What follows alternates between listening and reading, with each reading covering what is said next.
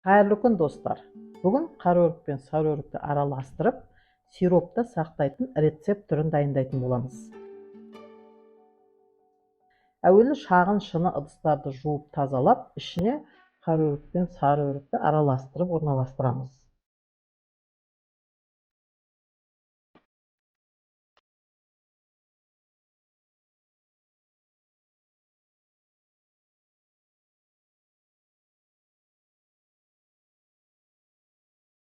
Оған дейін қазанға набат салып қайнатамыз. Набат қосылған қайнаған сиропты өріктер салынған ыдысқа құйып шығамыз.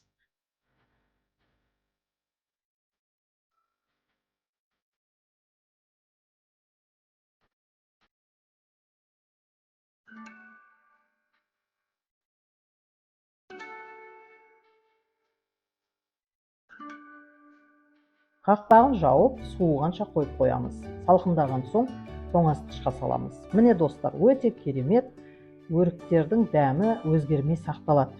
Шайға қосып ішуге, түрлі бәліш, пирог дайындағанда қолдануға болады.